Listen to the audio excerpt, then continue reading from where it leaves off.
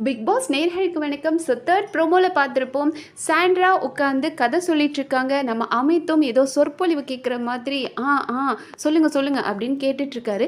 இந்த ஊர்க்கிழவி வேலையெல்லாம் எப்போதுமே நம்ம பார்வதி, சாண்ட்ரா இவங்க தான் பண்ணுவாங்க. எப்போ பாரு மற்றவங்கள பற்றி பேக் பைட்டிங் பண்ணுறது தான் இவங்க வேலையாக இருக்கும். ஆனால் அதில் அமித்தும் ஒரு புது உறுப்பினராக சேர்ந்து அவரும் உட்காந்து கதை கேட்டுட்டு இருக்கிறத பார்க்கும்போது ரொம்ப கஷ்டமாக இருக்குது. ஸோ பல இடங்களில் அமித் அவங்களோட பெர்ஸ்பெக்டிவ்லேருந்து பார்க்க ஆரம்பிக்கிறாரு. அவரோட ஃப்ரெண்ட்ஸ் தப்பான ஒரு சில விஷயங்களை சொன்னாலும் அந்த பெர்ஸ்பெக்டிவ்லேருந்து பார்த்து ஆமாம் அது கரெக்டோ அப்படின்னு யோசிக்கிறாரு.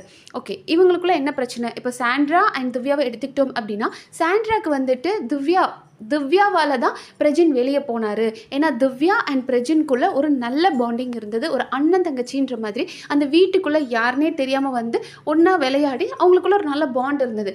ஆனால் அது சாண்ட்ராக்கு பார்க்க பொசசிவாக இருக்குது. எதுக்கு இவன் நமக்கு துண்டிப்பு கொடுத்தான், அவளுக்கு ஐஸ்கிரீம் கொடுத்தான், பல இடங்களில் அவளுக்கு சப்போர்ட் பண்ணி நிற்கிறான் அப்படின்ற மாதிரி அவங்களுக்கு கோபம் வந்தது. அண்ட் இவங்க வந்து பிரஜின் போகும்போது அதை தான் மீன் பண்ணியிருப்பாங்க. நீ வெளியே போய் பாரு, நீ என்ன பண்ணன்றதை பாரு அப்படின்னு இருப்பாங்க. அப்பவும் பிரஜினுக்கு புரியாது, எதுக்கு அப்படி சொல்ற அப்படின்னு கேட்டார். ஏன்னா இவங்களுக்கு அப்படி ஒரு ஃபீலாக இருக்குது. நம்ம பிரஜின் வெளியே போனதுக்கு திவ்யா கூட அவன் சேர்ந்தது தான் காரணம். ஸோ மக்கள் வந்து அவங்க ரிலேஷன்ஷிப்பை அவங்க பிடிக்காதனால தான் பிரஜின் அனுப்பிட்டாங்க அப்படின்ற மாதிரி தோணுது. ஸோ திவ்யாவால் தான் பிரஜின் வெளியே போனார் அப்படின்றதுனால திவ்யா மேலே தேவையே இல்லாமல் கோவப்படுறாங்க சாண்ட்ரா. எந்த விஷயம் கிடைச்சாலும் அதுக்கு திவ்யா தான் காரணம். சின்ன சின்ன விஷயத்துக்கும் திவ்யா கிட்ட கத்துறது, ஆர்கியூ பண்ணுறது, எந்த ஒரு பாயிண்ட்லையும் திவ்யா தக்கிட்ட மறுபடியும் வந்துடக்கூடாதுன்றதுக்காக அவங்கள ரொம்ப மோசமாக ட்ரீட் பண்ணுறாங்க சாண்ட்ரா. ஓகே, இவ்வளோ தூரம் பண்ணுற நீங்கள் அப்படியே பேசாமல் இருந்துட வேண்டியதானே? ஏன் மற்றவங்களை இன்ஃப்ளூயன்ஸ் பண்ணணும்? அது பார்வதி ஆகட்டும், சாண்ட்ராவாகட்டும், கமருதீன், அப்படி யாரெல்லாம் தன்கிட்ட பேசுகிறாங்களோ அவங்க எல்லார்கிட்டையும் திவ்யாவை பற்றி தப்பாக சொல்லிட்டு இருக்காங்க. ஸோ என்ன சொல்கிறாங்க அப்படின்னா, ஒரு வாரம் இவங்க 2 பேரும் ஜெயிலுக்கு ஒன்றா போனாங்க இல்லையா? ஃபர்ஸ்ட் பர்ஃபார்மரில் இவங்க 2 பேரும் ரொம்ப வந்து அன்றைக்கி கூட லேட்டாக போய் திட்டு வாங்கினாங்களே வீக்கெண்டில். அந்த டைம் ஃபர்ஸ்ட் பர்ஃபார்மரில் இவங்க 2 பேரையும் எல்லாரும் சொல்லியிருப்பாங்க. அண்ட் இவங்களும் சாண்ட்ராவும் என்ன சொன்னாங்கன்னா, நீ என் பேரை சொல்லிடு, திவ்யா கிட்ட சொன்னாங்க, என்னோட பேரை சொல்லிடு. ஏன்னா கனியும் அந்த வாரம் ஃபர்ஸ்ட் பர்ஃபார்மரில் இருந்தாங்க. ஸோ கனி, சாண்ட்ரா, திவ்யா இவங்களாம் தான் ஃபர்ஸ்ட் பர்ஃபார்மரில் வந்தாங்க. ஸோ கனி கூட மட்டும் நான் இருக்கக்கூடாது, எப்படினாலும் நான் உள்ள ஜெயிலுக்குள்ளே போகிறேன், நீ வந்துட்டா எனக்கு ஓகே தான். ஆனால் கனி வந்துட்டா அப்படின்னா எனக்கு பேசி பேசி என்னை டார்ச்சர் பண்ணிடுவா, அவ கூடலாம் என்னால் இருக்கவே முடியாது, அதெல்லாம் என்னால் நினைக்கவே முடியாது அப்படின்றாங்க.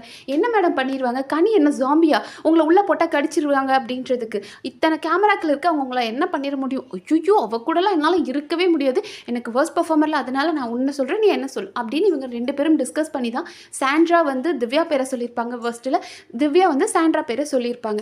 அண்ட் இப்போ என்ன சொல்கிறாங்க அப்படின்னா, அவள் தான் சொன்னாலாம், ஐயோ எனக்கு மண்டை வெடிச்சிரும், செத்துருவேன் இவங்க கூடலாம் அப்படின்ற மாதிரி திவ்யா சொன்னதான் இப்போ இங்கே மேனிப்புலேட் பண்ணிட்டுருக்காங்க அமித் கிட்ட.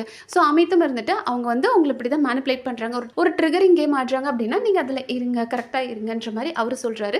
அண்ட் இவங்க இப்போ திவ்யா வந்து எதுக்கு கனி கூட சேர்ந்துருக்காங்கன்னு சாண்ட்ராக்கு தெரியுதான். ஸோ சாண்ட்ரா என்ன சொல்ல வராங்க அப்படின்னா, கனி வந்து ஒரு மெஜாரிட்டி குரூப், அந்த மெஜாரிட்டி குரூப் கூட இருந்தால் அது திவ்யாவுக்கு சேஃப் அப்படின்னு அவன் நினைக்கிறா அப்படின்னு.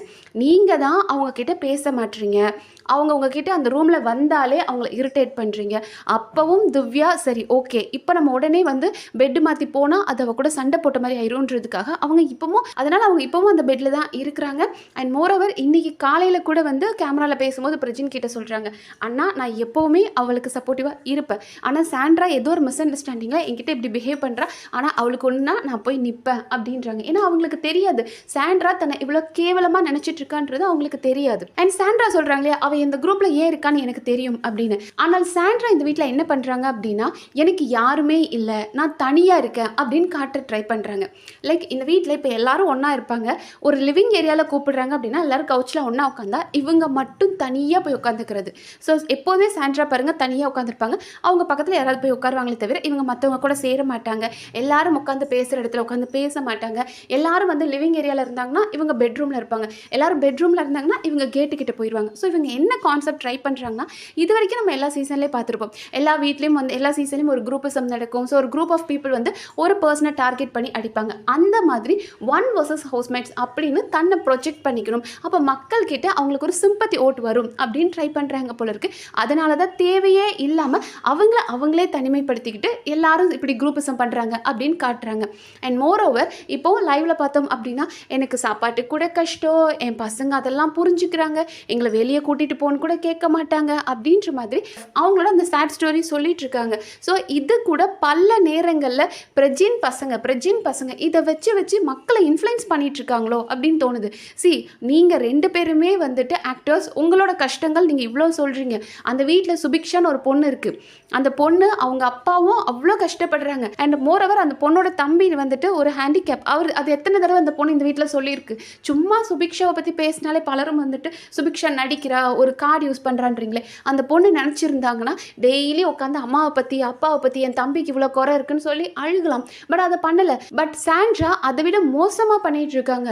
பிரஜின் அப்படி, பிரஜினுக்கு இது மாதிரி சான்ஸ் கிடைக்காது, என் பசங்க இதெல்லாம் புரிஞ்சுக்கிறாங்க, நாங்கள் சாப்பாட்டு கூட கஷ்டப்பட்டுட்டு இருக்கோம், எங்கள் பசங்களை வெளியே கூட்டிகிட்டு போக கூட எங்களுக்கு பணம் இல்லை. ஸோ இதை ரிப்பீட்டடாக பண்ணிகிட்ருக்காங்க.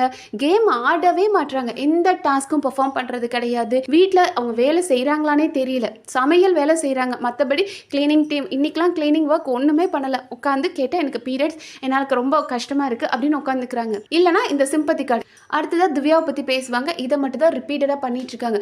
அவங்களால இந்த கேமில் எந்த இன்ட்ரெஸ்டிங்குமே இல்லை. ரொம்ப போரிங்காக இருக்குது சாண்ட்ராவை பார்க்கவே. அப்படியே அந்த கேட் கிட்ட உட்காந்துருக்காங்க. தயவு செஞ்சு ஓப்பன் பண்ணுங்க, அவங்க வெளியே போயிடட்டும். இங்கே வீட்டுக்குள்ளே உட்காந்து புருஷனை நினச்சி குழந்தைய நினச்சி அழுகிறதுக்கு அவங்க வெளியே போய் சந்தோஷமாக இருக்கட்டும் பிக் பாஸ் அப்படின்ற மாதிரி தான் இருக்குது. அண்ட் திவ்யாவை பற்றி என்ன சொல்கிறாங்க அப்படின்னா, நான் அவகிட்ட பேசாமல் அவாய்ட் பண்ணி போகிறது, நான் அவளை பார்த்து பயந்து போகிறேன்னு நினைக்கட்டும் அப்படின்றாங்க. சரிங்க மேடம், உங்களுக்கு தான் பயம் கிடையாது இல்லையா? அப்போ திவ்யா கிட்ட பேசுங்க, என்ன பிரச்சனைன்னு சொல்லுங்கள். நீங்கள் அவங்க கிட்ட இதுக்கு மேலே கண்டினியூ பண்ண வேண்டாம், நீங்கள் பேசிக்கவே வேண்டாம். அட்லீஸ்ட் உங்கள் மனசில் என்ன பிரச்சனை இருக்குது அப்படின்றது உங்களால் சொல்ல முடியுமா? உங்களால் சொல்ல முடியாது. ஏன்னா உங்களுக்கே தெரியும், நாமளே ஒரு அசம்ஷனில் திவ்யாவை இப்படி தப்பாக நினச்சிட்டு இருக்கோம். நாமளே ஒரு பொசசிவ் ஃபீலில் இப்படி இருக்கோம். இதை சொன்னால் நமக்கு செருப்படி விழுன்னு தெரியும். உங்களுக்கு ஒரு நியாயம் வேணாமா? ஒருத்தர் கூட சண்டை போடுறீங்க, அந்த காரணத்தை நியாயமாக இருந்தால் தான் உங்களால் சொல்ல முடியும். பட் இதை சொல்லி நம்ம தப்பான பேர் வாங்க வேண்டான்றதுக்காக சின்ன சின்ன ரீசனாக தேடுறாங்க.